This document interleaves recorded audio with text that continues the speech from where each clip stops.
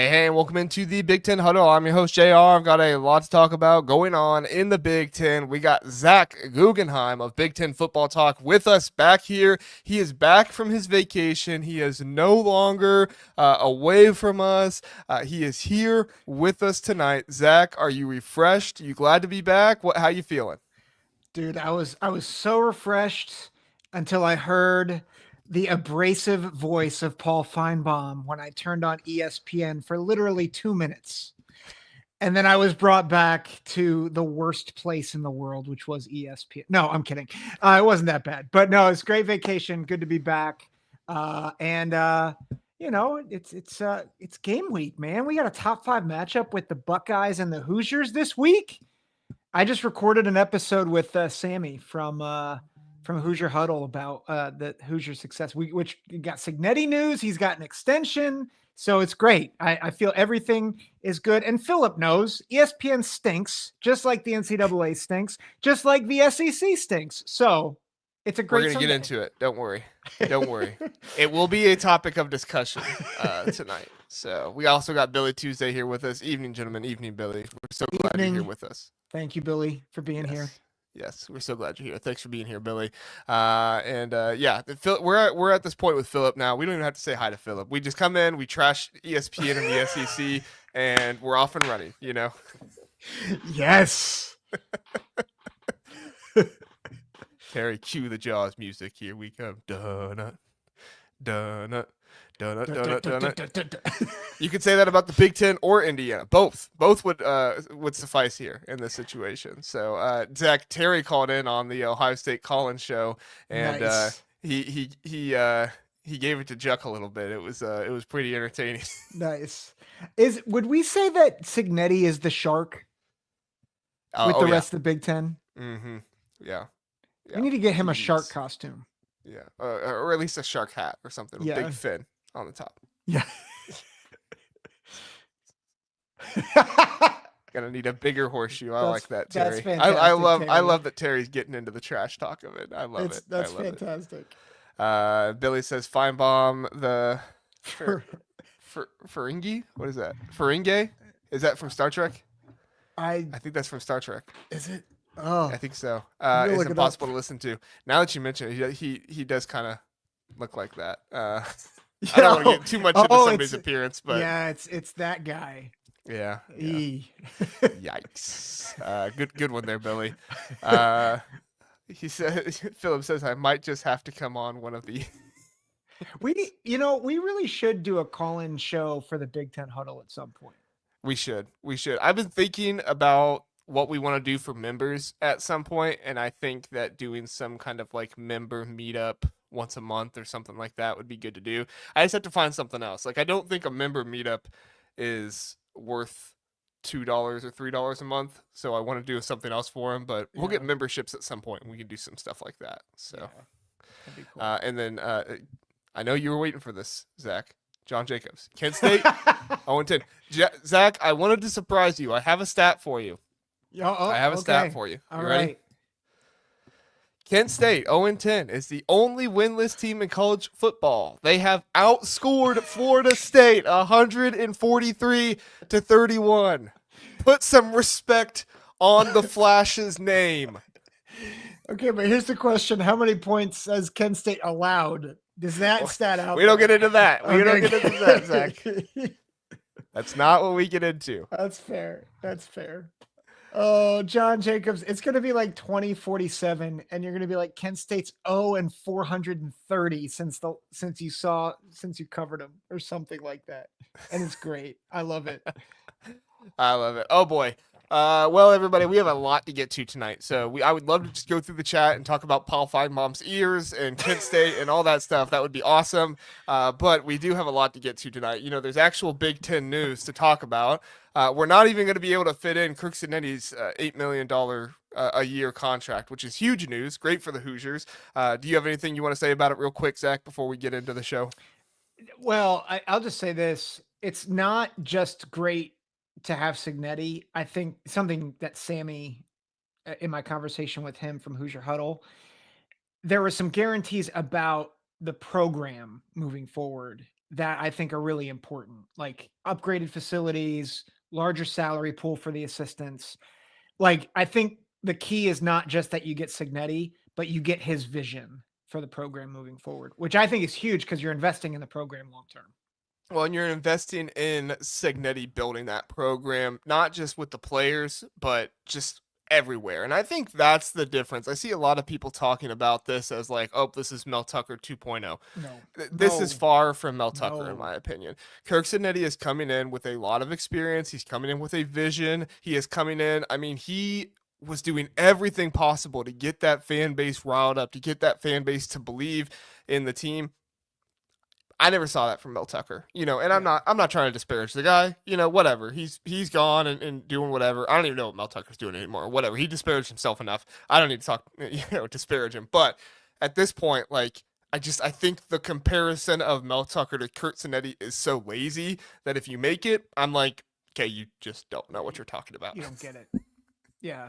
No, that's well said, JR. Yeah.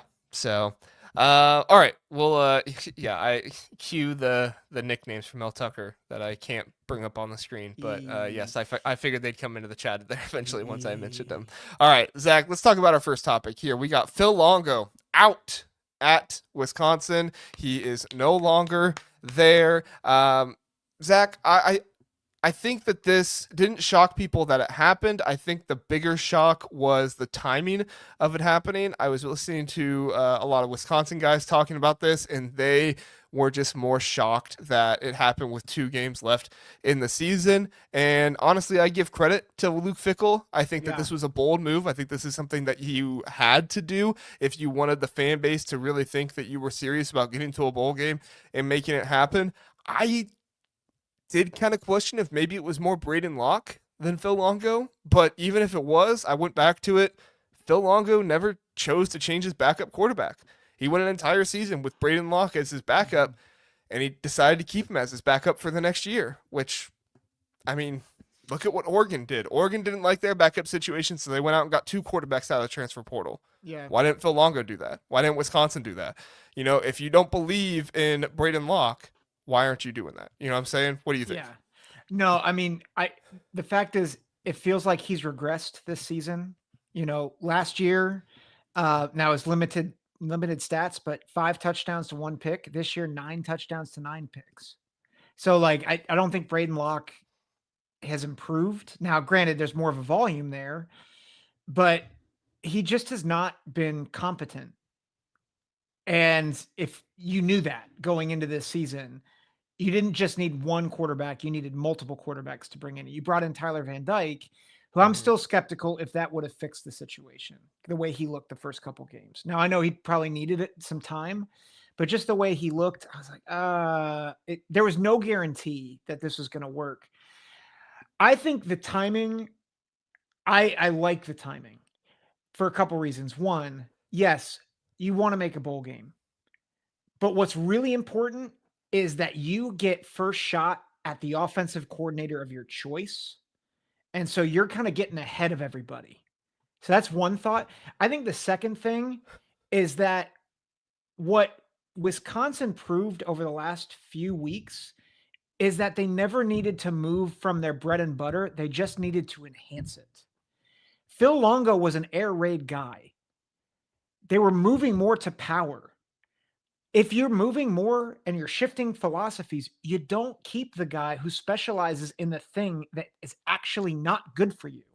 You got to move on. And so they got through the toughest stretch of their games. They played Penn State, they played Oregon. They kept it close with Oregon, not because of their offense, but because of their defense. And because I think honestly, Oregon was a bit fatigued from all the travel. And good for them. They kept it close. They look like they've improved.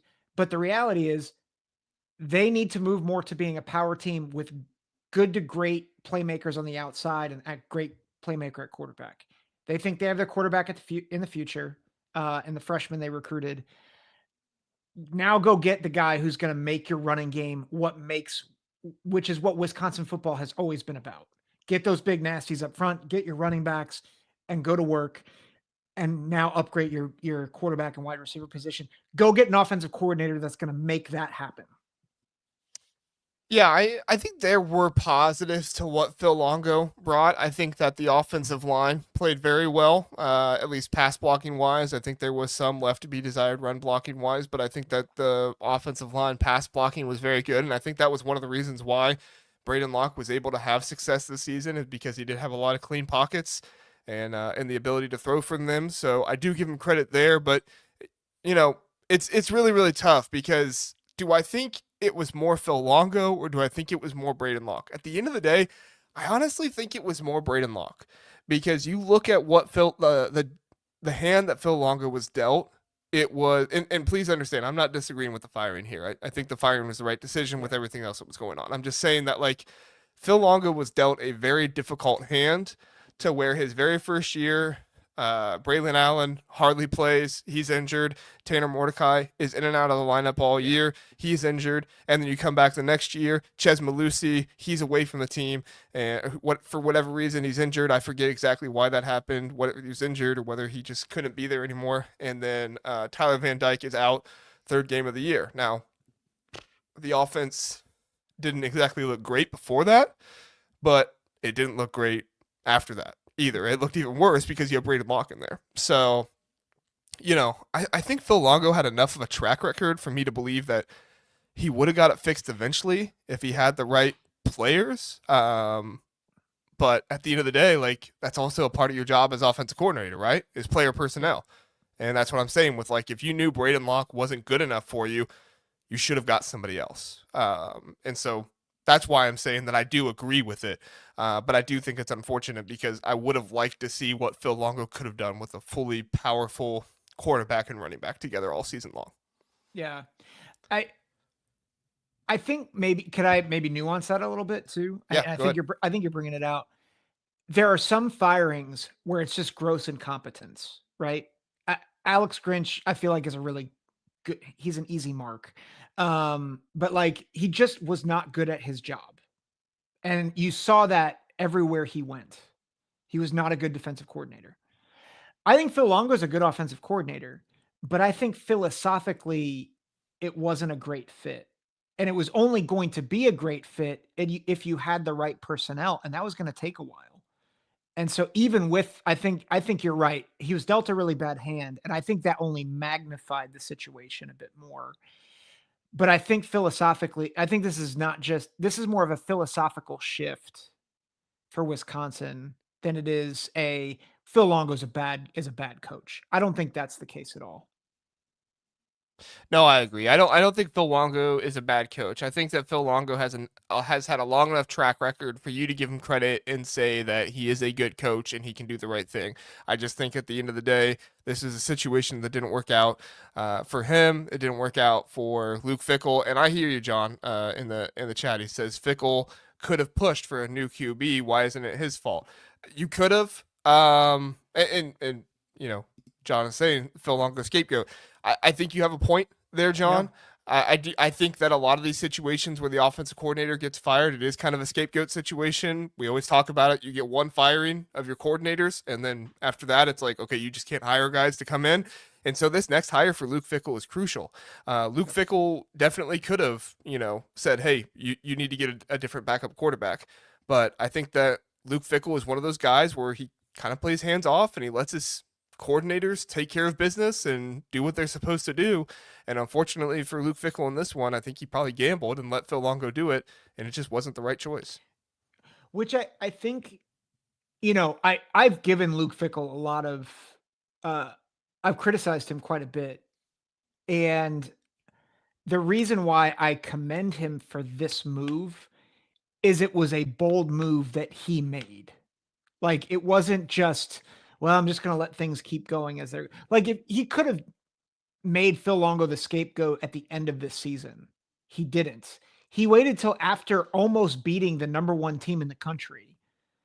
And it was like, okay, yeah, this is not working. We need to cut bait. We need to figure something out. And so yes, it is in some ways it's a scapegoat move. Like Fickle has not done well the past 2 years. And that is obvious. But I give him credit for doing this now and not waiting to see, oh, are we going to make a bowl game? Are we not? If we don't make a bowl game, then I've got to fire someone. He's like, no, I'm putting my coaching career on the line here, because if this really backfires, we're probably going to miss a bowl and we're going to be bad next year. So like he's taking a big risk here. Is that the most important thing for the season, is make a bowl? No. I mean, at this point, is that the most important thing? At the beginning of the year, it definitely wasn't. At the beginning of the year, you wanted to be a 8-9 wins, 8-9 win team. But so I think a bowl game's important for continuity for sure. But the problem is with, who knows what's going to happen with transfer portal and NIL and all that stuff. I think what's more important is figuring out who you want to be next year. Mm-hmm. Like if you lose the next 2 games, but you figure out your identity and who you're going to be a year from, like next September, and that going into next season, that's more important than making a bowl game at this point. Yeah.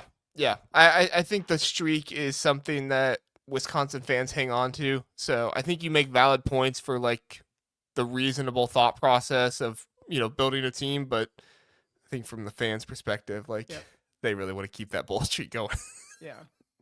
And if you don't keep it going, it's like the same thing with Michigan State. Like at some point, Michigan State is not going to make the NCAA tournament in basketball. Whether that's it's better if it's Tom Izzo that doesn't make it, because if the next coach comes in and he doesn't make it, it's gonna be fire and brimstone on him, right? Yeah. So, all right, that's all we're gonna say about Phil Longo tonight. I'm actually gonna get together with Rajiv. He is the Wisconsin affiliate of the College Huddle, and we are going to talk about this situation and maybe talk a little bit about, maybe some future prospects of who they might hire, what they might be looking for to hire. I'm gonna do a video with him tomorrow night, and then I will post that. So just be on the lookout for a video tomorrow night about Phil Longo, Wisconsin, all those things. It might just be me and Rajiv. Zack might join us too. I'm not sure. I haven't asked him about it yet, so we'll figure it out. Zack, you don't have to answer right now, but send me a text. We're doing a video with Rajiv. Awesome. If you can make it, sure. But yeah, so let's go ahead and move on for now. That's a good Phil Longo talk for it, and there will be more to come tomorrow night.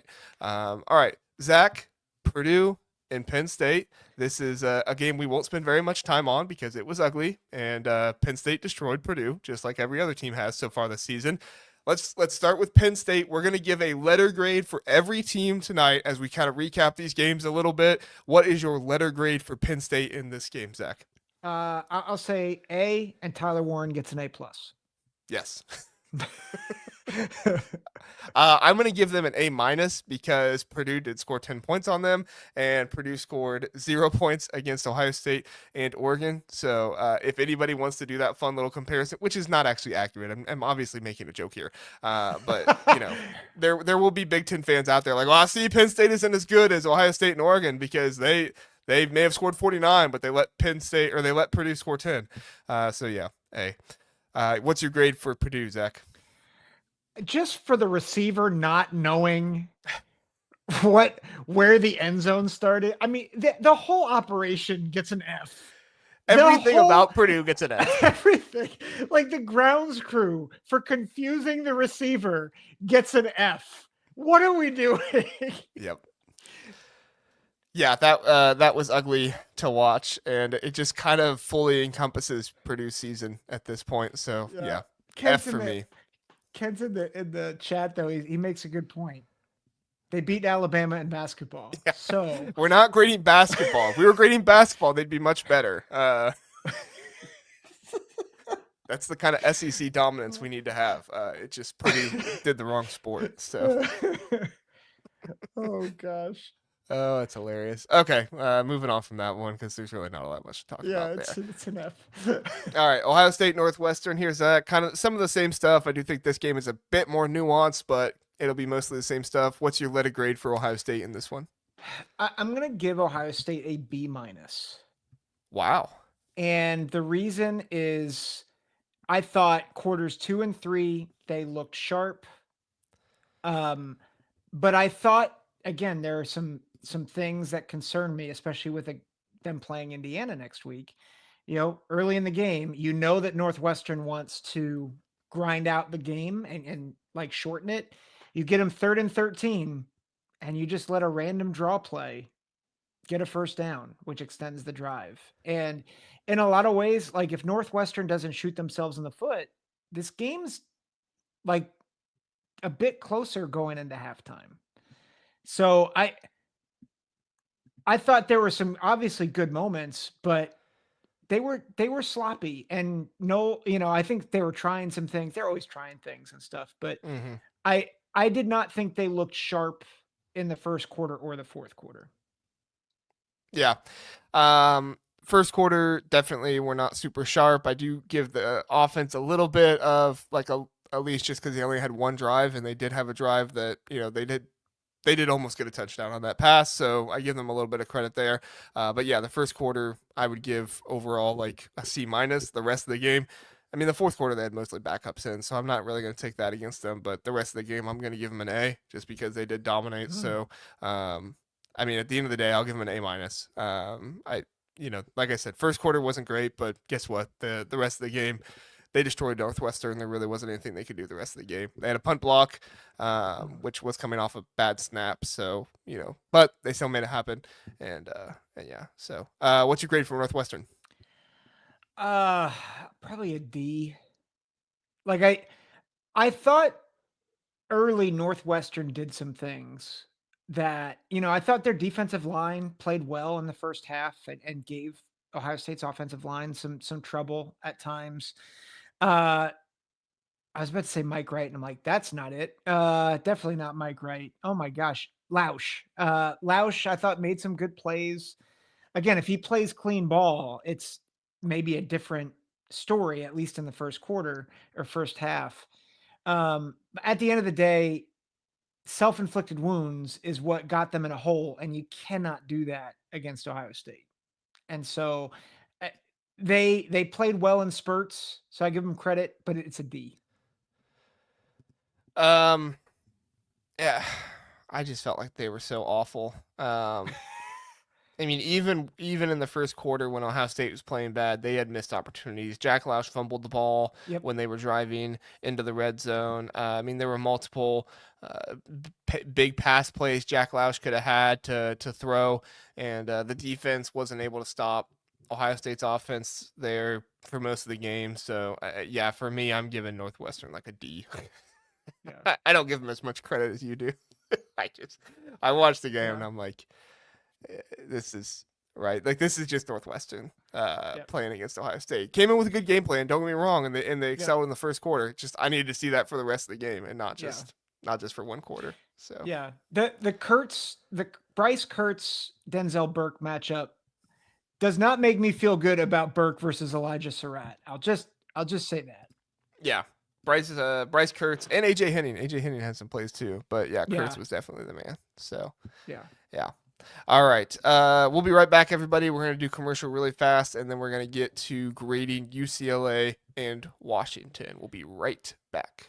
Have you ever wanted to watch all 22 film, that film the coaches watch? Well, now you can. Introducing the Coaches Film Room. Over at Minutes to Sports, former college coach Zack Smith breaks down film of the most relevant teams in college football with a bit of a Big Ten lead. It's not free, so you'll need to sign up for the Colonel tier, which is $25 a month, but I can attest to you that it is far more worth it than that. With about 4 to 8 games per week, this is worth so much more money, not to mention Zack's analysis, making you a smarter football fan. Go check it out. The links are in the description, minutestosports.com. You won't be sorry.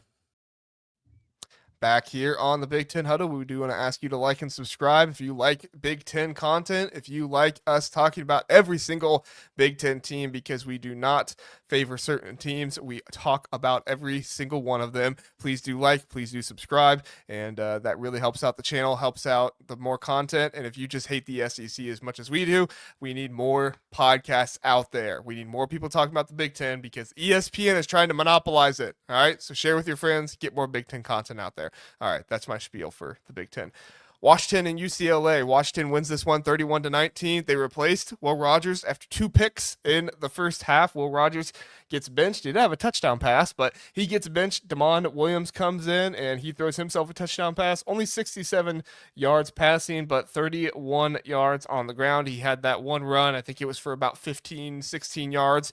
That was good. And I think Damon Williams, it was the right choice by Jed Fish. I told him in the preview. I mean, because I know he was watching. I know he was watching the show. Yes, Jed Fish, yes, loyal listener. Yeah. We critiqued his play calling on the goal line. He's like, oh yeah, I got to listen to these guys every single week. And I told him, I said, if Will Rogers doesn't play well, you cannot be afraid to pull him. Damon Williams is your future. You need to get him out there and see what he can do. And he did just that. And Damon Williams played well. So for me, I'm actually going to give Washington a B+ in this one. They are playing at home. If they were playing away, probably would have been a D+ because Washington on the road is way different than Washington at home. But you know what? They were at home, so good game by Washington. I'll give them an A- because they got bowl eligible, and I think that was a concern coming into the season. Is with all the turnover, are we going to actually be able to get bowl eligible? And they did it, and now they have a bye. Who knows what they're going to do with Oregon next in a couple weeks? I think that game is in Washington. Oh no, it's at Oregon, so that's going to make it tougher. But I got to give Washington credit for getting this win, and especially with UCLA surging. You know what we have to really give Washington credit for? 2 penalties. Wow. Only 2. They've been averaging like 7 a game. Oh my gosh, A+. Great job, Washington. It was actually flipped. UCLA had 9 in this game. It was interesting. UCLA outgained Washington, but the rushing struggles came back for UCLA in this one. Only 52 yards rushing. I think if you do the sack adjusted, they did. Yeah, if you had sack adjusted, they had 98, so still not 100. But yeah, it was a tough day for Ethan Garbers back there. Still played well. I mean, he still had 2 touchdown passes, no interceptions. But he had to throw the ball 44 times, and that was an issue. So for me, when I look at UCLA in this one, it was a tough game for them. They did pass the ball pretty well. Like I said, Ethan Garbers, he didn't have a very high completion percentage, so he wasn't super efficient. But overall, 2 touchdowns. I feel like this was just a game where UCLA's defense couldn't really keep up with Washington, and UCLA just kind of kept shooting themselves in the foot. Like I said, 9 penalties in this one. They were 10 for 19 on third down, so they kept getting in third down situations. Washington was only 3 of 9, but they kept shooting themselves in the foot. They kept making mistakes. 2 fumbles. They lost both of them in this one. It just was not a great day for UCLA in the execution and efficiency department. So I'm actually going to give UCLA a C in this one. Zach, what's your thoughts? Right. I was thinking C-. Yeah, like I thought UCLA did some good things. It's hard because like UCLA the past few weeks has really upped its game to what I think we expected. So the fact that they have 4 wins, this is not meant to be patronizing at all. It is fairly remarkable with what we expected out of them. And so I think to see them kind of fade this way was disappointing. So yeah, I got a C-. It wasn't abysmal like failure, but it wasn't great.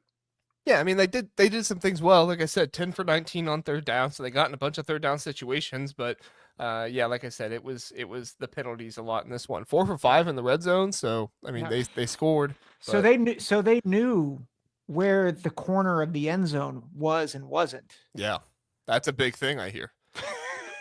I hear if you don't paint the outside of your end zone and your end zone the same color, I hear that helps the receivers know where to catch the ball. Huh. So UCLA's got, well, it was Washington. There's at Washington, but UCLA knows the layout of the stadium. So good for them. That deserves helps. Some credit there. That always helps. All right, we're rolling right along here, Zach. Rutgers and Maryland. Zach, this is the Rutgers we thought we would see Not necessarily the passing game. Athan Kaliakmanis went crazy. Great game for Athan Kaliakmanis in this one. He led the team 20 for 30, 238 passing yards and 2 touchdowns. His QBR was off the charts in this one. Much better day from him. His completion percentage being 66% is way up from what it normally is. So for him, it was a good day. And he was helped a lot by Kyle Monungai being back. He 25 rushes for 97 yards, 2 touchdowns. This is what you wanted to see from a Rutgers team, right? This is what we were hoping to see all season long, but unfortunately injuries and stuff like that got in the way. Athan Kaliakmanis did manage to scramble a little bit, and he was only sacked 1 time. So great job by the Rutgers offensive line. Maryland doesn't have a great pass rush, so it's think about that with your opponent. But overall, I was impressed by Rutgers in this one. I'll give them a B. I wasn't here last week to recap them against Minnesota, so this is a grade for the past 2 weeks, A+. Because the reality is Rutgers was fighting for their bowl lives the past 2 weeks, and I think we both thought it's over. And I don't know what they did during the bye week, but Kaliakmanis looks like a different quarterback. I mean, and I know Maryland defensively is not great, but I mean, he was throwing like this last week too, and he did it without Monungai a week ago. So this is a 2-week grade. I know I'm going a little beyond, but I think it's an A+. Rutgers has salvaged their season. Yeah, they're bowl eligible now. I don't think they're going to win 2 more games and get to that 8-win mark. But I mean, I guess never say never. I guess they could. This is a team that we thought had the potential to be 8, 9, maybe even 10 wins. Obviously, they didn't get to the 9 or 10 win mark, but overall, I mean, Rutgers they've turned some things around. And they're starting to have the season that most people thought they could. I mean, the expectations of 9 or 10 wins were a little outrageous, but there was a reason why it was called a dark horse. I'll just play devil advocate for a second, and then we'll move on to Maryland. The reason why I went with a B instead is because Rutgers did have 8 penalties in this game. They were only 6 for 14 on third down, so less than 50%. And what was the other thing? No turnovers, that helped. But overall, I felt like, they didn't have a great defensive effort. Maryland did have 450 plus yards. They did only have 2 tackles for loss on the day. So I do critique them a bit for that, but give them credit. They came out with the win. They turned over Maryland in this one time, and Maryland just they didn't have an answer for Rutgers. So what would you give a grade for Maryland, Zach? Oh man, I'll say a D. Blown opportunities. You're at home, which apparently home is not good for Maryland. You put Edwards out there to throw 55 times. And Hemby didn't have a terrible average.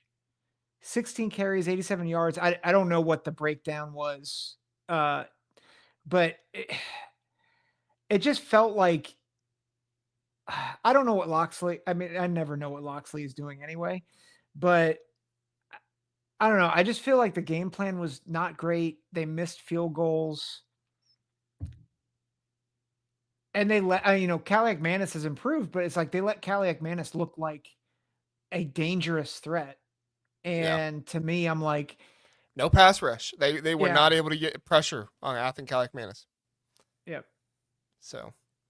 I think that they should have definitely leaned into the run game more. I mean, it was the beginning of the third quarter, and they were actually up in this one. They scored with a 1-yard rushing touchdown by Roman Hemby, and I didn't understand getting away from the rushing attack so much. It wasn't until the fourth quarter where Rutgers goes up by 2 scores, and they completely got away from the Russian attack, and even most of the fourth quarter, Rutgers wasn't scoring. I think they got 1 field goal or something like that, and it was disappointing. Are you laughing at Philip's comment? Yeah. Hold on one second. My grade for Maryland in this one, what did I give them? I gave them a D in this one. Yeah, we're aligned on that. Sorry, I cut you off with my laughter. No, it's okay. You can read it since you find it so funny. Is Loxley's seat getting warm other than me firing him for the 6th time this year? It's a good question. Is it? We talked about it. His buyout would indicate that it's possible, but I just don't think they'll do it. They should, but I don't think they will. Yeah. I think Maryland is content with just making bowl games and winning bowl games. Yeah. And And they've made a bowl game the past 3 years? they've made a bowl game ever since COVID, and they've won all of them. Yeah. So, yeah. They won't What's Maryland? What's make one Maryland's this year. record on the year? 4-6. They won't make 4 and one this 6. year Yeah. because they got Iowa and Penn State next, and Yeah, they're not winning those. no. Yeah. Maybe Iowa if Iowa decides to lay another egg, but Iowa's on a bye. Penn Yeah. State.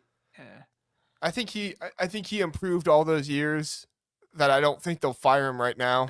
No. But like I said, they should fire him because Yeah. I just don't think he's good enough. Yeah, I agree. So I'm firing for the 7th time now. yes, 7th time. So there we go. yeah. Should be the 8th.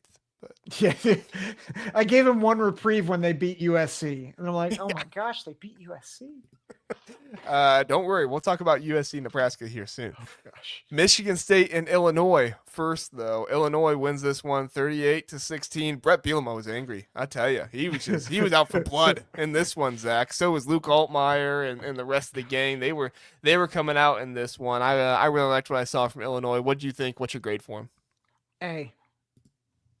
Yeah, Altmaier looks just so much better. I mean, and I liked him a year ago, but he was slinging the rock. He made some big time throws in this game. And oh man, I was looking at their offense next year. They lose Franklin and Bryant, but their whole line's going to come back. Their running backs are going to be back. Altmaier, I think, will be back. Like, man, I hope they get a couple of good receivers in the portal, because I think Illinois offensively could be dynamite next year, the way that they're starting to gel. Yeah, I was really happy for Pat Bryant in this one, that he on senior night was able to have a good game, 4 receptions, 135 yards, and a touchdown. Zachary Franklin did have more receptions, but he only had 44 yards, but he did have a touchdown as well. But yeah, it was a really good day for Pat Bryant in this one, and I was glad he got that kind of recognition. Josh McCray had 9 rushes for 61 yards and 3 touchdowns. That was kind of like my key for Michigan State, was you had to stop Illinois from running the ball. Now, they did stop them from getting a ton of yards on the ground. They did get 138, which isn't, a ton, but it's still enough to beat you when you're giving up more than 100 yards per game. And that's what Illinois did in this one. And they scored 3 times on the ground as well. So I have to give a lot of credit here to Illinois. I think they played really well. I think they had a really good game plan. I think that they neutralized what Michigan State was able to do well, and they really attacked their weaknesses, which, go figure, Brett Bielema is a good coach, and that's what good coaches do. And I think people were down a little bit on Illinois after the Minnesota game. I don't think you should be. I just think Minnesota's a good team this year. Maybe they don't have the record to indicate it, but I just think they're a good team this year, and that was a good win for Minnesota.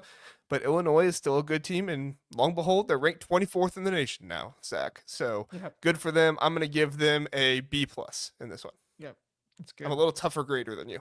Yeah. Except with Ohio State. Yeah. Michigan State, what about them? I'm going to go C-.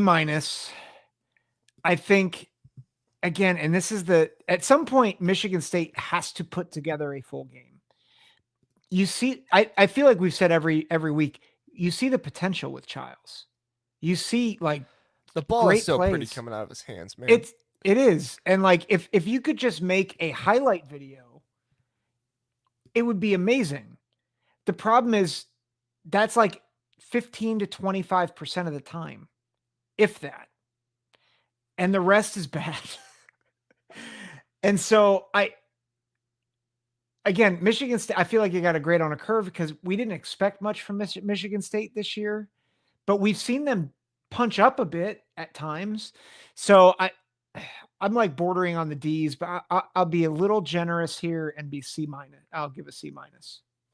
Yeah, I actually wrote down C- as well. So this is one you and I agree on. In this one, there was just not a rushing attack at all from Michigan State. You didn't get Nate Carter going. You didn't get Cameron Lynch-Adams going at all in this one. They combined for, 14 carries for 45 yards. I mean, that's That's not good enough. When you have 14 carries for 45 yards between your duo of running backs, Aiden Childs was running around for his life back there. Illinois has a good pass rush, and they were able to take care of business in a lot of ways.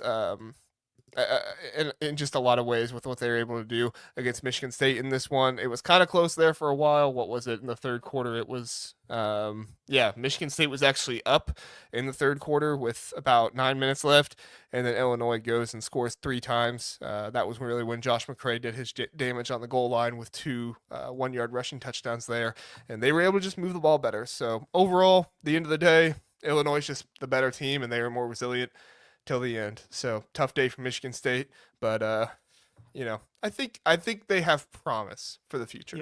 Yeah, better days ahead. It's just not going to happen this year. Yep. So, all right. You want to do commercial or you want to talk Oregon? We can go to commercial. Okay. Commercial really fast. We'll come back. We'll talk Oregon, Wisconsin, and then we'll talk Nebraska, USC, and then Matt Rhule. We'll talk about him, his future at Nebraska, and then we'll finish it out with you all's favorite, Kirby Smart's quote that he gave to ESPN after the game. The SEC stinks. That is your preview. We'll be right back. Homefield is your go-to destination for premium collegiate apparel with a passion for comfort and a flair for vintage design. Homefield brings you gear that is comfortable and stylish. With over 150 colleges to choose from, Homefield digs deep into the archives, uncovering forgotten logos, iconic mascots, and legendary moments to create one-of-a-kind apparel. Use my code TBTH for 15% off for new customers, or use my link in the description. Back here on the Big Ten Huddle. We appreciate all of you being here. Hey, go check out the basketball channel as well. You can get basketball content over there. We have one live stream a week, game recaps, all those different things going on over there as well. So go check out the Big Ten Huddle -basketball. It's the same logo as this one. It just has a basketball court in the background instead of grass. It's easy to see. You'll see it right there. Go like it. Go subscribe. Don't like it. You can subscribe to it and then like all the videos. Just, you don't have to watch them. Just go through and like them all. So, all right. Zack, Oregon escapes Camp Randall 16-13. Dan Lanning did his best to try and give it away, but he didn't because Oregon's defense stood on its head, and Braden Locke is just awful. We talked about it a little bit. Phil Longo definitely deserves some criticism here as well, but Braden Locke just doesn't. He is not a quarterback that's going to win games. We saw it against Penn State. We saw it against Oregon in this one. We've seen it plenty of times this season. I give him a little bit of a pass in Alabama because he wasn't the quarterback that was game planning for that one and stuff. But overall, I do give Oregon a B- in this one. I felt like the defense was really, really good. So that's where I give them kind of the props, even though I know Braden Locke is not a good quarterback. I do give them props that despite Dan Lanning's poor decision-making with the fake field goal and all that stuff, the defense still stood on their heads. They were able to make the stops. They were still able to do what they needed to do to win this game. But just point blank, Dylan Gabriel has to be better than 22 for 31 for 218 yards, no touchdowns, and 1 pick. He just has to be better than that. Jordan James had a good game, 25 attempts, 121 yards, and 1 touchdown. He had a good game, and it wasn't like any of that was off like one big, huge run. So it was consistently he was running it, 5 yards per carry on the game. So B- for me on Oregon. What were your thoughts, Zack? Yeah, I agree. I think I have a B, and part of the reason why is there is a reality that this was always going to be a hard game for Oregon for the travel. We picked it preseason, right? That this was going to be the upset, that Wisconsin would beat Oregon at Camp Randall. And this is the third road trip in 4 weeks. And I just think you had other challenges, Tez Johnson out in this game. And so I agree with you holistically. Dylan Gabriel has to be better.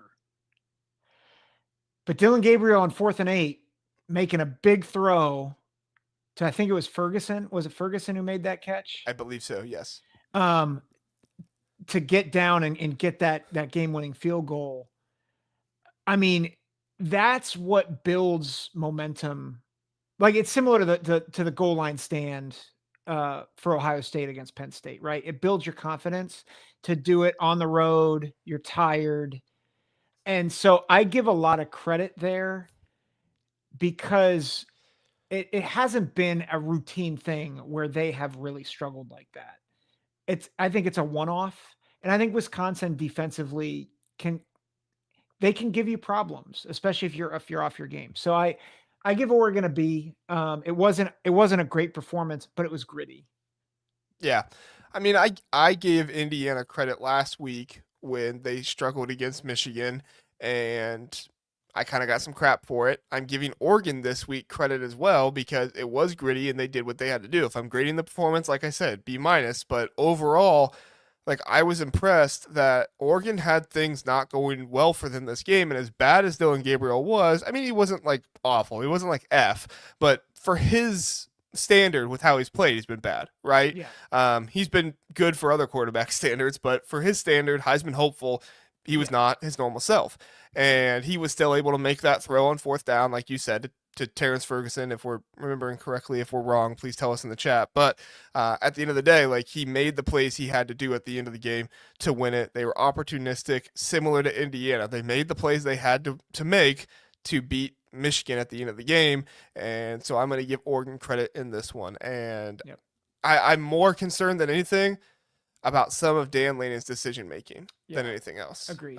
Why in the world are you not just putting it in Jordan James' hand? Why in the world are you not putting it in the hand of Dylan Gabriel when he has come up big for you in that game? I get he wasn't his best in that game, but he has come up big for you. You have to trust your guy.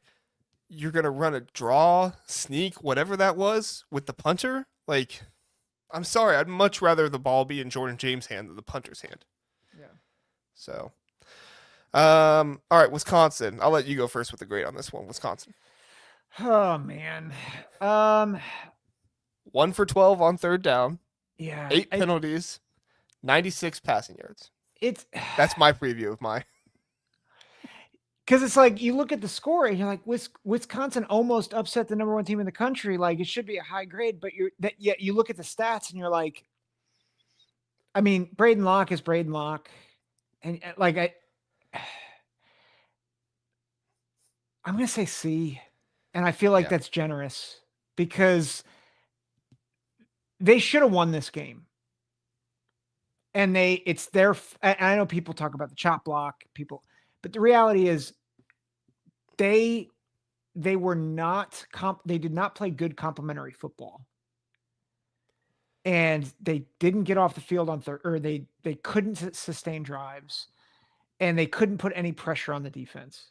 And at the end of the day, I mean, that's what got Phil Longo fired. I mean, it wasn't just this game, but like, it's not good enough for what Wisconsin wants to be. Yeah, no, it's definitely not good enough. If I was just rating the offense, I'd give them an F. If I was rating the defense, I'd give them an A. Like, so for me, like that's the hardest part of this. Like, and you know, John's asking like, how are they going to see? Wisconsin was in an opportunity to win that game, but they failed to do the things that you do to upset a number 1 team, right? Like they didn't win time of possession. They had more penalties than them. They didn't outgain them on the ground. They didn't do better on third down. They didn't get more first downs than them. Like they had no game control in this one. Like part of the reason why Wisconsin was in this game was because Oregon was allowing them to stay in this game because they weren't making the normal plays on offense that they normally make, right? And so for me, that's one of the reasons why, like Philip says it right here, defense A, offense D minus. Like Wisconsin did everything they could do on defense to stay in this game. Hunter Wohler, like amazing game from him. Unfortunately he got injured and left the game. Hopefully he's okay and hopefully he comes back. I think it was probably a concussion, but like just I feel so bad for this Wisconsin defense because they did everything they could in that game, and then the offense just continued to let them down time and time and time again. But they just kept getting out there and saying, nope, we're going to stop Oregon. And, it just, unfortunately, it wasn't enough because the offense wasn't enough. So for me, I give them, oh boy, it's probably too generous as well. But when I meet in the middle, I give them a C as well. Yeah. Because the defense was enough to upset the number 1 team in the country, but the offense was far from enough. Yeah. I think too, it's one of those, it's, I always talk about Vanderbilt in a negative light, so I'm going to talk about them in a positive light. Vanderbilt did what you need to do when you get a team, like a good team, on a bad night for them. And they took advantage of it, right? That's why they beat Alabama. It's like they didn't get Alabama's best shot, and they rose up. They rose to the occasion. And you give credit to Oregon for pulling it out when you didn't have your fastball, and you make terrible decisions, but they still, like, Dylan Gabriel recovered, and like that to me speaks volumes. But for Wisconsin to not, they had a number one win gift wrapped, and they blew it. Like that's how I look at it. Yeah. The Rap Guru, I don't think we've ever seen you here before. Thank you for being here. He says, y'all don't give Indiana these excuses. I don't know what show I don't know if this is just your first time watching Rap Guru, but we have been very pro Indiana. And last week I was very much so in the camp of Indiana got a gritty win, and I give them more credit while everybody else was saying they sucked. So you're incorrect. I'm sorry. Like I said, you might just be confusing us with another show, but and it's not excuses. We've given Indiana their credit. So we're very pro Indiana here. He says, I love the show. Thank you. We appreciate you love the show. Like I said, I think you might be confusing us with somebody else, or maybe something we said James hasn't. Who's James? James Yoder? I don't know. Terry's sticking up, says true. JR is very fair to us. Maybe not Zack, but JR. I said one thing. I'm just messing with you. One thing that got everybody mad at me. Okay. Rap Guru says no, not you. Okay, so you must have been talking to somebody else in the chat. Okay, sorry. If okay. So it's hard to follow the chat sometimes. Yeah. Okay. Thank you, Rap Guru. Sorry. Sometimes I see the chat and I don't always see what people are talking about. Sorry, it's all good. I'm just messing, man. He's messing with. He says Terry says no, Zack too. I love that one video when you became the Indiana villain. That was the best. I think I told you I had somebody follow me on Instagram just to tell me how clueless I was. I was like, what the heck? Those Indiana fans, man, they're ruthless. Yeah, I'm terrified. There's one thing. Do you mind if I just go back to one more Oregon thing? Yep, one more thing, and then we'll move on to Nebraska. Yeah, John was mentioning, like, will Oregon get the travel excuse if they lose in Indy to the Big Ten championship? No, and this is the difference. Like, for Oregon, going to Indy, it's like they have a bye and then they have a home game, and they have 3 weeks to kind of rest up and get recalibrated. This stretch was always going to be hard for them, right? Because you go to Indy, or you go to West Lafayette, and then you go back home, and then you go to Ann Arbor, and then you go home, and then you go to Madison. It's like that's 3 road trips in the span of 28 days in the midst of the heart of the season. And so that's why when I did my preseason picks, I'm like, I don't know if Oregon survives. And of course, Michigan isn't as good as we thought. Wisconsin's not as good as we thought. But this was always going to be a really tough stretch. And so to me, it makes sense that they laid an egg and they still pulled it out. And I think that means something. Now, if they lay an egg in Indy after 3 weeks of being at home in Autzen, or, resting up, they have no excuse. Yeah, but I can't imagine they lay an egg, though. Whoever they play in the Big Ten championship, that'll just be a great game. I'm so excited for whether it's Indiana, Ohio State, heck, if Penn State gets there. But Oregon locked up their bid to get there. So whoever they play, boy, it's going to be the best championship game of the championship weekend. It's going to be a lot of fun. Yeah. So there was one question really fast from Brian. Brian says, just getting here, not sure if you talked about it, but did you think the Northwestern defender was purposely trying to injure Jeremiah Smith in that long reception? We actually didn't talk about it, and I wanted to bring it up, so thank you, Brian, for reminding us. I felt like he did at least try to do something to make Jeremiah Smith uncomfortable. I don't know if he was trying to break his ankle, like some people were saying. That seems like a big accusation for just seeing a few seconds of TV, but it definitely felt like it was more extracurricular than just a regular play. Now, I do not condone the going after him on social media and like posting his address everywhere and stuff like that. Please don't hear me condone that. I think that is Ohio State fans taking it too far. But I definitely think that the Big Ten needs to do something about that, because there's no place for trying to have extracurricular activity, trying to damage a player or whatever he was trying to do. And it did not look like normal football play. What do you think, Zach? Are you saying Ohio State fans would take something too far? Yes. Their own team constantly. Yeah, it's true. Ryan Hamby. You should have seen how they treated Kyle McCord last year. Oh, Actually, gosh. you did. I'm just saying everybody else. Oh gosh. Yeah. We're crazy sometimes. Oh yeah. It definitely, like, I hate to be that guy because Ryan Day is getting this rep of like, oh, he sent something in and there's a rule change. But everything he sent in has actually been valid. And I think he should send something in about this too. Mm-hmm. Because if Jeremiah Smith is hurt because of that next week, like that could legitimately lose them the game next week. Mm-hmm. And so, and that wasn't a football play. No, like he's on the ground. You're twisting his ankle. Like, I don't know what his intention was. It wasn't a football play. That should have been flagged. And I don't know what they can do, but like they need to watch out for that. And refs need to be aware of that. And it's not just for Jeremiah Smith, but like for any star player. So I think he's going to be fine. He had a slight limp, but he was out there playing in the fourth quarter. So, but I just don't think it's not, it shouldn't be allowed. It wasn't a football play. Yeah, no, it wasn't at all. Rap Guru asked if we talked about confetti. Philip says confetti, lol. Signetti is obviously what he means there.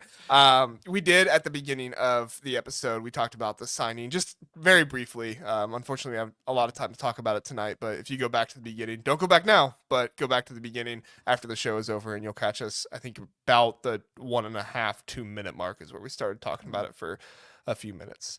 All right, Zach, our last game. Nebraska, USC.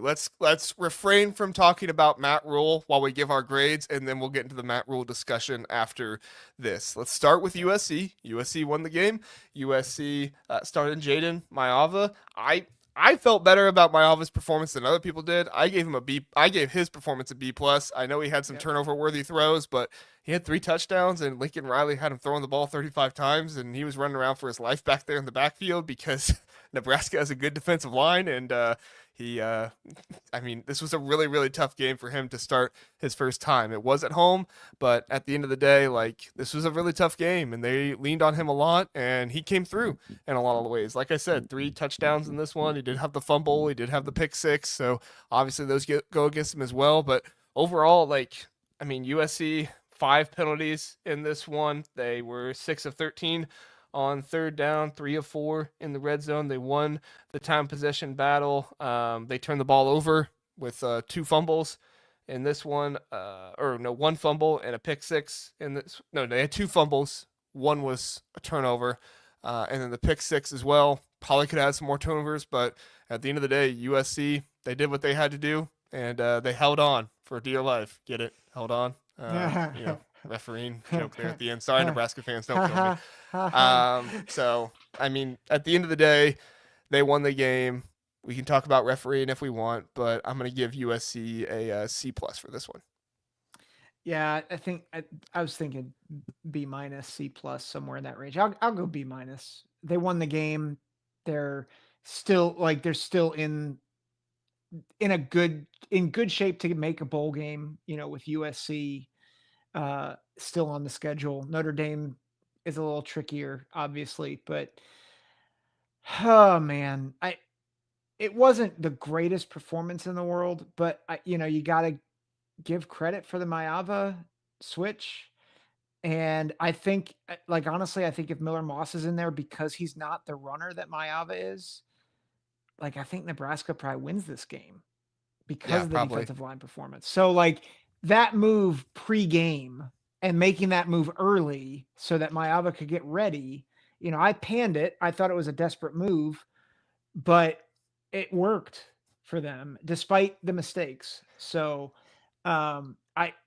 So but it's I think Troy says it well. Yeah, USC that won was the funny. Underachiever Bowl. Like, I think it's like, okay, like they won and they needed that win, and there's a lot of good things about it. And also, eh, that's kind of how I Yeah. feel about it. Yeah, I mean, USC won, but it doesn't strike any great confidence in me about USC. Yeah. Nebraska had opportunities to win this game, and they didn't pounce on them. So going to the Nebraska side for me, like, I mean, I honestly don't feel all that much different about Nebraska than I do USC. Like I give Nebraska a C. I gave USC a C plus. I give Nebraska a C. I think Dana Holgorsen was better. I know there were a lot of fans that weren't really happy with him. I think that their expectations were maybe a little too high because they thought like he's going to come in and revamp the entire offense. That's just not going to happen. In this situation, you didn't have enough time to do that. You have a freshman quarterback. I think that Nebraska fans are being a little too harsh on Dylan Raiola. Like, they're talking about benching him for Heinrich Harburg. I talked about it a little bit last night on the Power Ranking show. Like, you do understand how bad Heinrich Harburg is, right? Like, we've seen bad from him. And Dylan Raiola at least has a future to like, grow and continue. Like, I get why people are upset with him. Don't get me wrong. I'm not trying to say Dylan Raiola is like this great quarterback or anything. I think he has the potential to turn into one. I think Heinrich Harburg is just what Heinrich Harburg is. He's going to turn the ball over. He's going to be inaccurate, and he's going to. He's going to throw for you at times. Or run for you at times. It's a running threat. But at the end of the day, like I think unfortunately from Nebraska, this is just what the season is for them right now. It's unfortunate. I hate it for them because I really want Nebraska to get that bowl game. I really want Matt Rhule to succeed. I like Matt Rhule a lot. But if I have to give him a grade, it's a C. Did I see Henrik Harburg in on the last series? Of this game, Yeah, I thought I saw him on the first play of the last series, and then they put Rayola back in. Did I maybe. Let see me that check. right? Let me check the snap counts really fast. Go ahead and talk, and I'll Okay, check the snap counts really because fast. if that's what I saw, it's an F. Because you cannot do that with a young quarterback. Everything you said, I totally agree with. Harburg is not a Nebraska quarterback, Nebraska's caliber quarterback. There's no reason why you should be playing musical quarterbacks. None. He did have 3 snaps in this game. So That's 3 snaps too many. yeah. And I don't care that Raiola threw 2 picks. I get it. He's not, but this is a failure by Nebraska on every level. And it's, for me, it's more macro level. And part of it, I'm a little miffed because this was my upset pick of the year earlier in the season. I said Nebraska's going to beat USC. So part of me is a little upset about this. But I mean this when I say F, not for just for this game, but the culmination of this. Because they've let Indiana and Ohio State beat them 4 times now. Like, that's really what this is. They got crushed by Indiana, and they have not recovered. And that's an indictment. And maybe this is a good lead into the Rhule stuff, but that's an indictment on this coaching staff because you have not gotten out of your own way. Nice transition. Yeah. Yeah, I really struggle with this question. I almost didn't even want to make it a topic because like my thoughts are going to kind of be all over the place here. Because I understand why Nebraska fans are questioning if Matt Rhule is the guy. I mean, I if I was a Nebraska fan, I'd probably be questioning the same thing. But we've also seen so many coaches do this. We've also seen so many coaches lose the close games at Nebraska that like I think you have to look at what Matt Rhule has done and say the future is more promising with him than what it was with Scott Frost, what it was with the other coaches, right? Like, I get he had family and that helps, but like Matt Rhule brought you in a 5-star quarterback, like one of the best quarterbacks in the country in the recruiting class.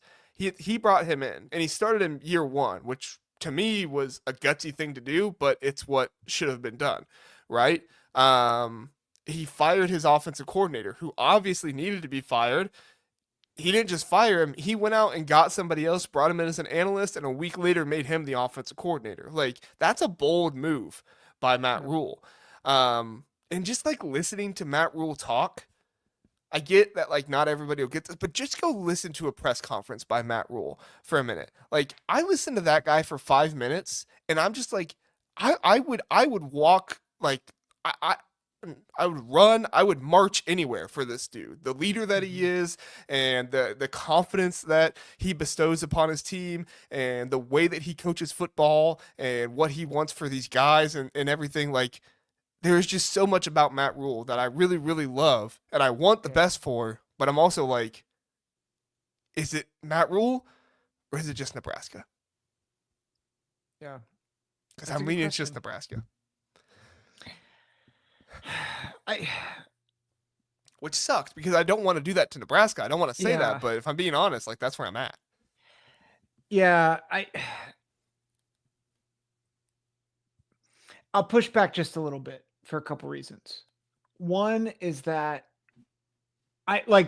so this is not me saying fire Matt Rule. I just want to be very, very clear. I'm not saying I'm not there yet. I won't be there yet, even if they miss a bowl game, which I think is becoming more and more like reasonable to expect that they miss a bowl game. They have Iowa and Wisconsin. Both of those they can win, by the way. Like I'm not saying they will lose both of those games. They're both winnable. I think Wisconsin's going to be I think that's going to be an interesting game, especially with Longo out now. Don't you get the feeling like both coaches are kind of coaching for their job? Yeah. And I feel like Fickle and Rule are actually both in similar situations. And here's my caveat with Rule is that I think Matt Rule, I think he's a really good coach. But he's never had a program with the prestige of Nebraska, and he's never coached in a conference like this Big Ten, which we're seeing a lot of teams that I think would, in the old Big Ten might get away with being 7-4, 8, or 7-5, 8-4, like Michigan this year.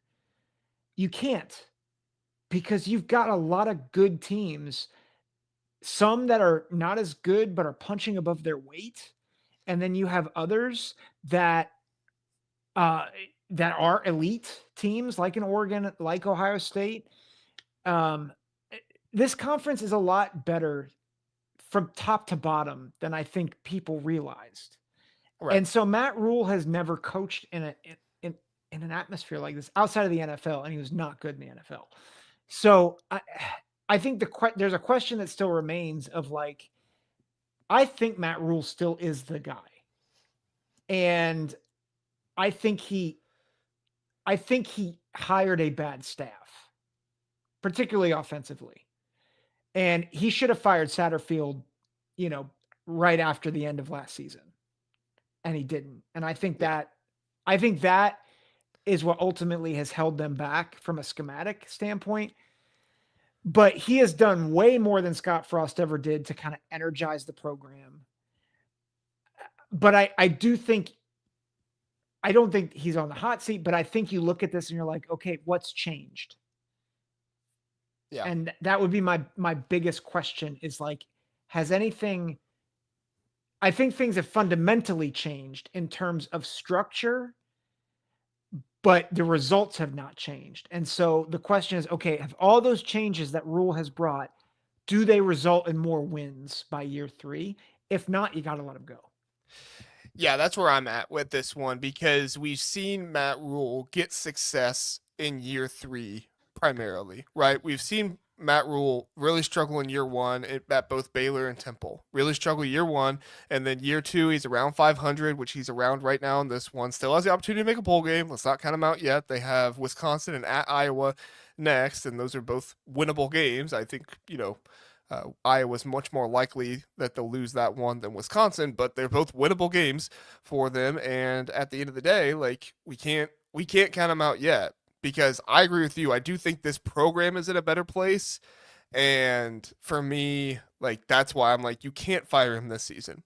Yeah, you have to give him at least one more year to see. Like, yeah, he in the past Year 3 is when he's gotten those 8-9 win teams. Yeah, 10. Does he bring it in year 3?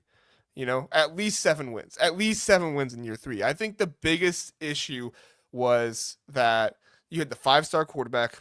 You were 5-1. You beat Colorado, and everybody was just so high on the program that it set these expectations for like, well, we're going to be a 9-win football team, And I think that everyone should have realized those expectations were too high, but we all kind of bought into them. I mean, you and I did, right? We thought, oh, Nebraska, this is a really good team. Tony White's a good defensive coordinator, and maybe they can get through it without the offense. Well, but that's where I'm like, were those expectations too high? Because I look at the schedule that they've played thus far. They should have beat Illinois. That's a win. Yeah. Right? They should have beat them. They should have beat Ohio State. Like, if we're being completely honest. Yeah, Dylan Rilla missed throws to win that game at the end of it. Yeah. Yeah.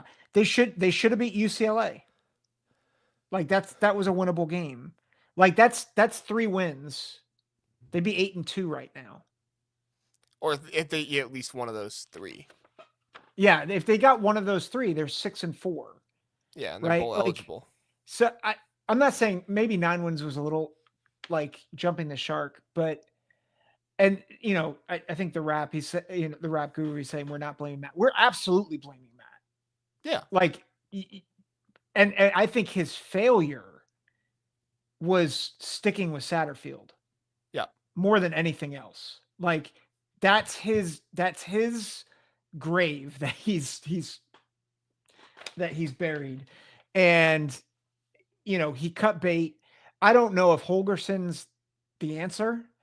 I think similar, like, he's got to figure out who he wants them to be, especially if they can keep Raiola, which I think that's a big deal. It's like, can you keep Raiola with, if you go 5-7 again? He's transferred everywhere he's gone, so who knows? Yeah. I mean, it could happen this year.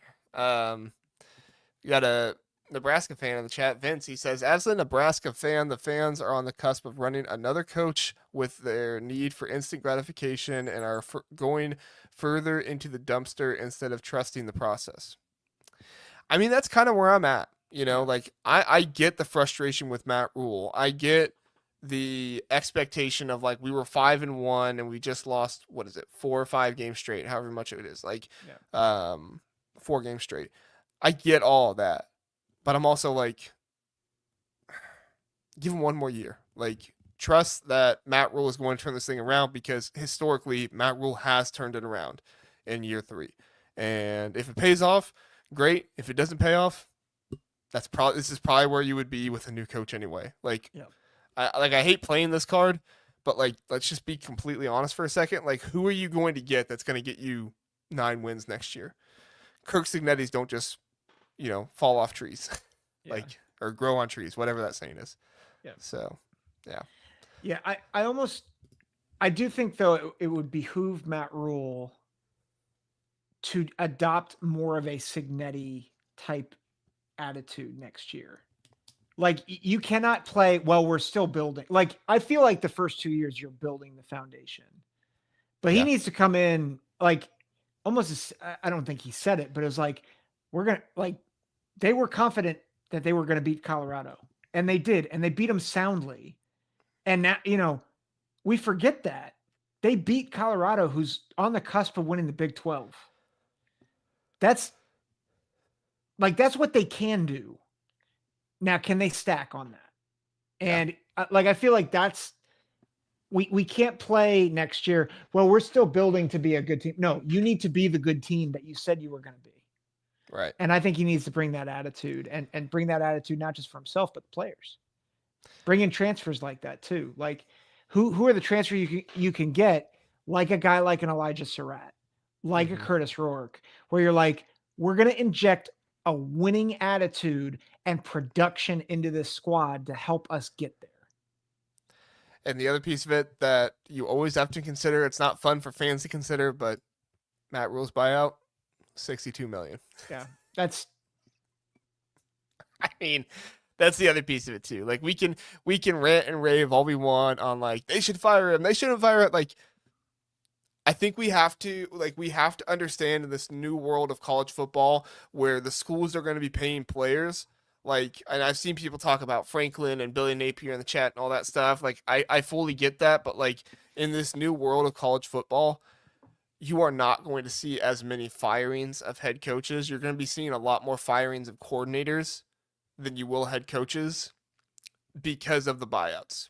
Mm-hmm. Now, that will probably change in the future because they'll probably restructure the buyouts to be easier.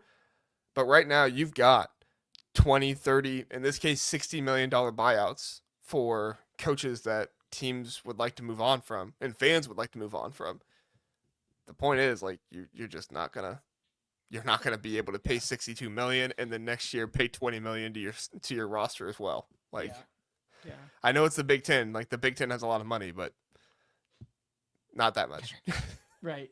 Well, and So. I think it goes back to, I think where we both are is that, like, this is a disappointment, but Matt Rhule is not a guy like the guy that I said they needed to fire way before. And I think we both were agreement on this was Scott Frost. And the reason is because you could see the writing on the wall everywhere he went. Like the reputation, the attitude, like it just seemed like you could see the energy had been sucked out of the program and out of the boosters and all that. With Rhule, I think the results are disappointing, but everything around it still, I think, is good. And I think that's what you got to give him another year. If nothing else, to be like, hey, we've invested this money. We can't, if we fire him, we're leveling the whole thing again.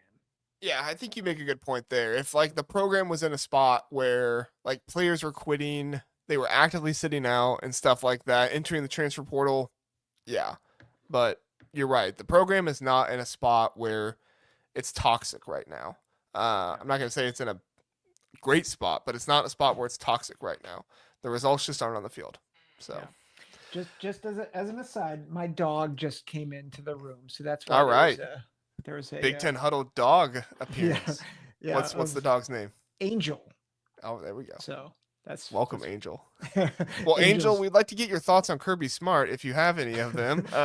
Dog, as Doug Maurice would say, dog mentality, right? Yeah.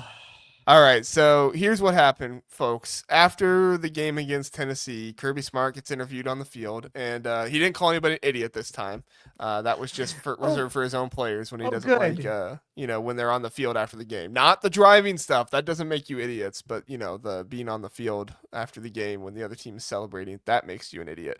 Yeah. He said, well, I don't know because I don't know what they look for when asked about the College Football Playoff Committee and having them ranked at 12th. He said, I really don't know what they look for anymore, so I would welcome anyone in that committee to come down to this league and play in this environment. It's a tough place to play. Essentially, like, I can't play the clip for you because it's got copyright, ESPN, all that stuff. But essentially, that was the quote right there where he's talking about the College Football Playoff Committee and telling them, like, you want to rank us that low? Come try playing in this conference and talking about how hard it is. This is nothing new for Kirby Smart. Kirby Smart has been pumping up the SEC for some time now because he knew this day was coming where he would no longer be in, the SEC East, where he would have the easiest schedule in the world, where he would face Alabama in the regular season, like once every 4 years. He knew that this day was coming, and so he pumped up the SEC for years and years and years. Now, there are no more divisions. He's actually having to play every hard SEC team and not just the SEC East, and it's come to bite him in the butt. Now, he did beat Tennessee, obviously, give him credit there, but Georgia has lost to Alabama and Ole Miss, and Kirby Smart is not too happy about being ranked 12th. Now, they'll probably be in the top 10 this week because they beat Tennessee, but overall, he's not happy. What do you think about Kirby Smart's comments about the College Football Playoff Committee, Zach? I think he needs to spend more time actually figuring out why his players can't drive the speed limit. Yeah. I don't mean that as a joke. I mean that as I've lost all respect for him.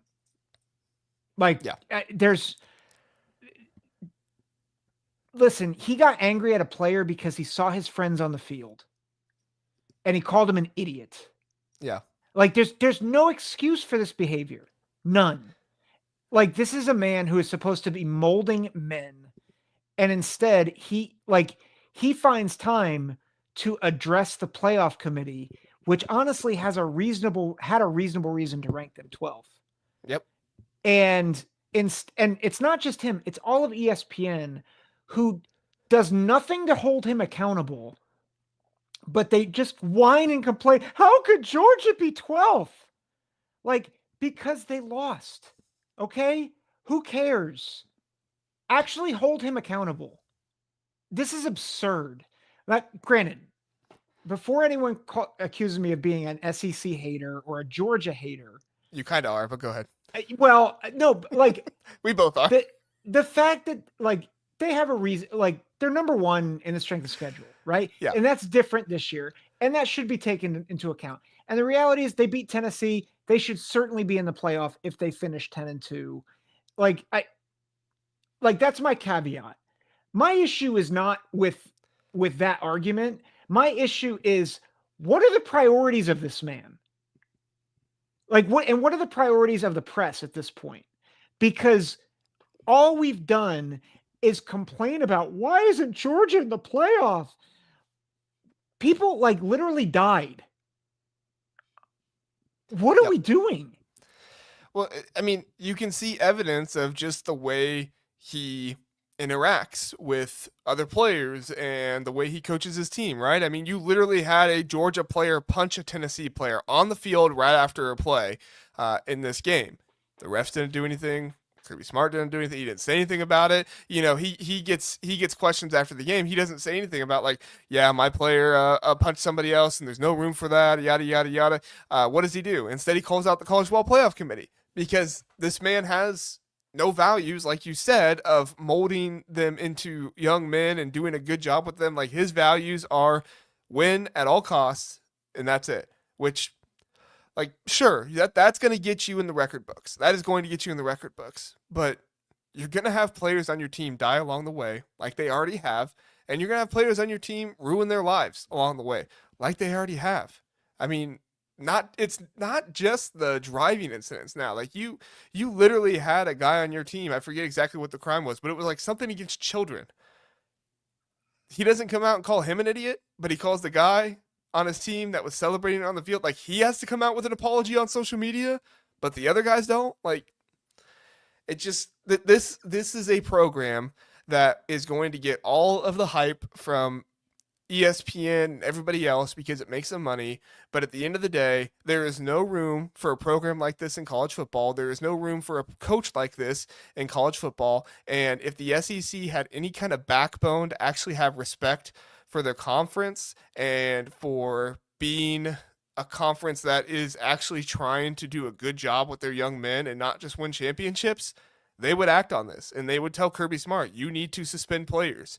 You need to come out and publicly reprimand these players. But they don't, because ESPN, the SEC, they don't care about that stuff. I've lost all respect for them. I've lost all respect for Kirby Smart at this point because he's more willing to come out and call out the College Football Playoff Committee for a ranking he doesn't like rather than his players for driving the way he doesn't like or treating children the way he doesn't like.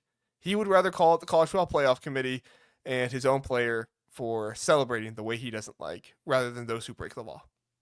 Yep.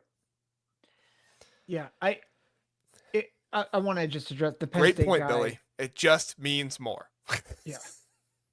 Sorry. I was going to say the Penn State guy said he probably can't comment on legal stuff.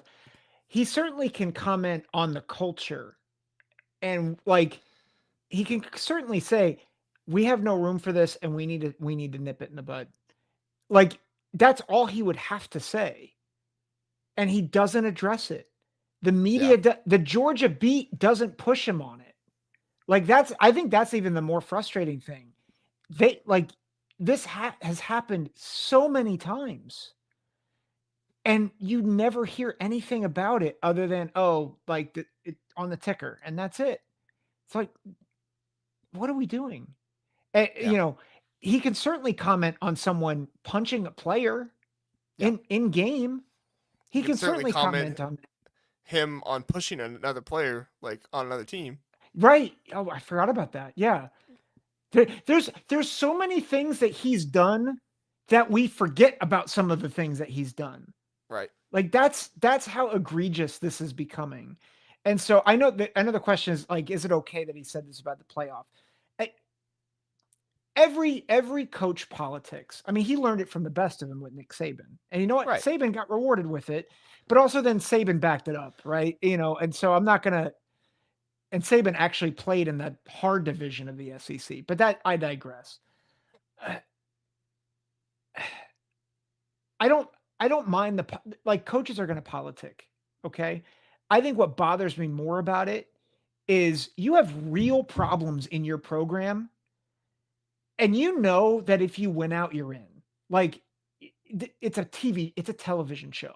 Like Right. that's what the rankings are. It's a television show. So just shut up, win your games and you'll be in. Like you control your own destiny. Right. But instead, he's going to go after it. And part of it's ESPN pandering and ESPN asking the question. So I get he's set up for it.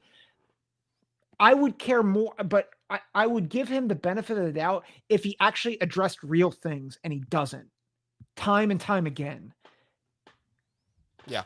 No, I completely agree. I don't think it's so much like, is the quote bad or anything like that. It's just all the context around the quote of being willing to go out of your way to, and I get he was asked about it, right? Like, but being willing to expand on the idea of like the college football playoff committee and their ranking of us and stuff like that. Like most coaches, when they're asked about that, they're like, we don't pay attention to that. We're just focused on winning our games and yada, yada, yada. Kirby instead, he talks about it and he goes into a long, detailed discussion about it. When he won't do that about the players on his team that have broken the law, which I get, you can't, Penn State guy's right. You can't talk about those individual situations, but he can still talk about the culture of the team. We don't want to have players on our team breaking the law. We are going to enforce punishments of suspensions for players who break the law, that kind of stuff. Like, he doesn't have to talk about the individual situations. He can just talk about the culture of the team overall. But and I get I think they did dismiss the one player, but you still never really heard anything about it. So that's more my complaint. So yeah. Anyway, any other thoughts on that, Zach, before we get out of here? Yeah, I'm a little fiery, and I think I think it's hard because I think we get so caught up in the fandoms and I don't know how to say it. It's easy to forget about real life because football is meant for us as fans to be an escape. But there's real life things that are happening that go beyond this, and I think that's the frustration of all of this. And well, and that's one of the things about college football that makes it different from NFL, right? Like you are coaching players. I mean, how many times did the NCAA put it on a commercial? Like 95% of them won't go. They'll go pro at something other than sports in life or whatever, like whatever they used to say. When it becomes all about winning and getting to the NFL, and that's all it is. Like, I know I'm an Ohio State homer. It's fine. But like when Ryan Day after the game, they're talking about Carnell Tate. If you don't know Carnell Tate, he's from Chicago. He just played his first game in Chicago in his career, and his mom died last year. And that was kind of a big talk going into this one. His father and his sisters were at the game. We didn't really talk about it much because that's more of like a conversation for an Ohio State podcast, not a Big Ten one. But I'm just giving you the context of like after the game, they asked Ryan Day about it, and he said, football doesn't care what you've gone through, but we do. The players do, the coaches do, and we're here for him. And like, I don't know, like that's what I want to hear from my head coach. I get it's, some people say it's soft, whatever. But that's what I want to hear from my head coach is like, he actively cares about the players on his team, not just do they win me football games, but are they okay personally? Are they making it? What are their lives going to look like? And I just don't get that vibe from Kirby at all. Yeah.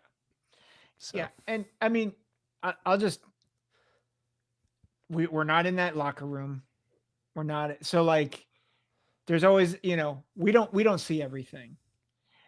I just wish, I wish we saw it from Kirby, and we haven't seen an iota of it at this point. And I think that's frustrating. Yeah. John, way to make an emotional moment. Come back. Too bad they're losing to Indiana.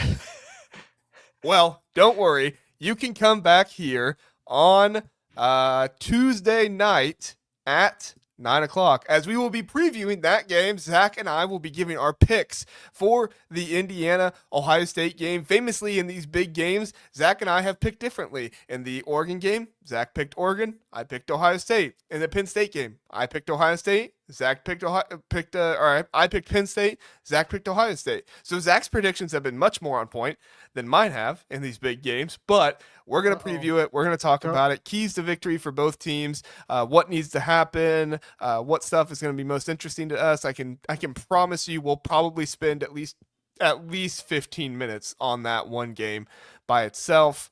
Because there's just so much to talk about with that game. It's a huge game for Indiana. It's a huge game for Ohio State. It's just going to be a really, really fun game to talk about, and I can't wait. Zach, you excited for Tuesday night? I am. You lean in a certain direction, or are you still? I said it on the Ohio State postgame show. Right now, I am leaning Ohio State, but I'm not confident in that. Yeah. Where are you leaning? I'm probably close to that. Yeah.